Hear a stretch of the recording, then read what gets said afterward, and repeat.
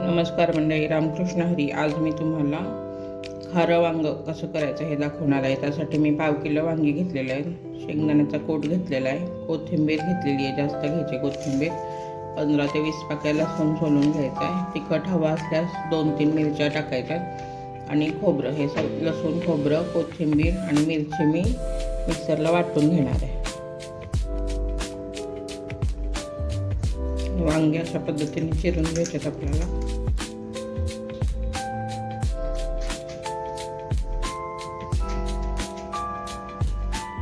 जेणेकरून आपला मसाला त्यात भरता. आणि कढईच्या टायमिंगला वांगे चिरायचे, त्याच्या आधी चिरून ठेवायचे नाही आहेत, पाण्यात घालायचे आपल्याला हे वांगे चिरून. त्यासाठी हा मसाला केलेला आहे आपण. लसूण, खोबरं, कोथिंबीर, मिरची, हा शेंगदाण्याचा कूट घालायचा याच्यात.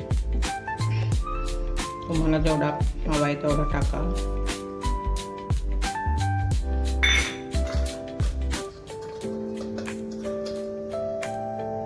हळद अर्धा चमचा,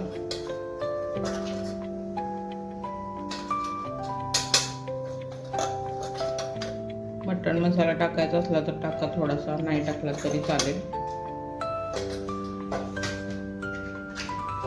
हिंग थोडासा,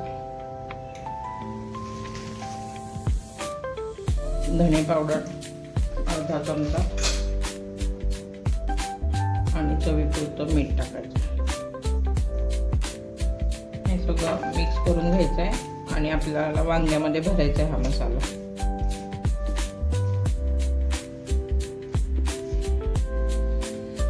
इथं मी तेल तापायला ठेवलेलं आहे. 1 ते 1.5 चमचा मी तेल टाकलेलं आहे. हा मसाला सगळा आपल्याला वांग्यामध्ये भरून घ्यायचा आहे. थोडा थोडा भरायचा आहे. हे वांगे सगळे मी छान भरून घेतलेले आहे. आता आपण फोडणी द्यायची आहे. यासाठी तेल गरम केलेलं आहे मी.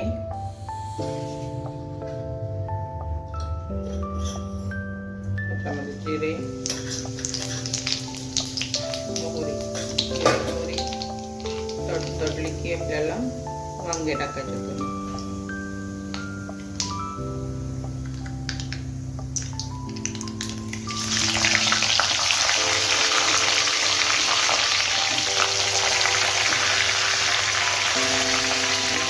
उरलेला मसाला टाकून द्यायचा.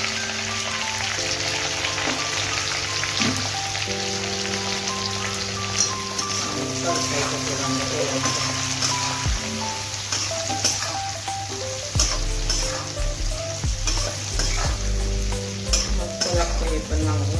नक्की एकदा करून बघा तुम्ही. तिखट हवा असल्यास तर मिरची टाका, मिरची नाही टाकली तरी चालेल. 2 ते 3 मिनिटं वाफवून झालं. पुन्हा एकदा हलवून ठेवायचं.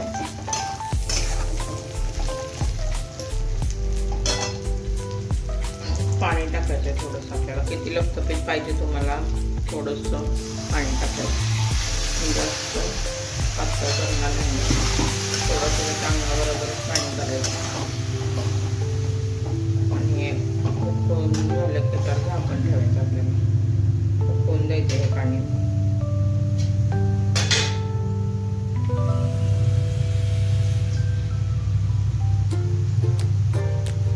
वांग्याला आपल्या छान उकळी आलेली आहे. आता हे झाकण ठेवायचं आपल्याला याच्यावर.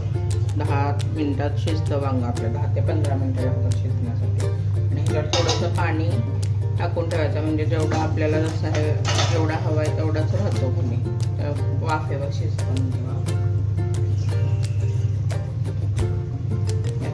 थोडंसं पाणी टाकून ठेवायचं आपल्याला, म्हणजे पाणी पूर्ण आपलं खालचं आटणार नाही. 10 ते 15 मिनिटं लागतात. 10-15 मिनिटांनी दाखवते तुम्हाला वांग आपलं तयार झालेलं. हे बघू शकता मैत्रिणींना, वरती आपण जे पाणी ठेवलं होतं ते पूर्ण आटलेलं आहे.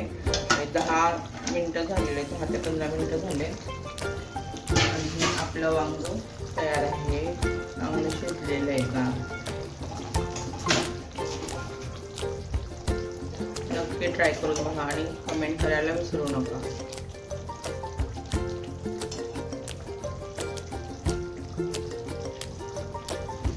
वरती ताटात पाणी ठेवल्यामुळे आपल्याला जेवढं पाणी टाकलं तेवढंच पाणी खाली रस्स्याला शिल्लक राहतं. त्यामुळे वरती पाणी ठेवायचं आहे, म्हणजे आपल्याला वेगळं नंतर पाणी टाकायची गरज पडत नाही. रेसिपी आवडली असल्यास नक्की लाईक आणि सबस्क्राईब करा.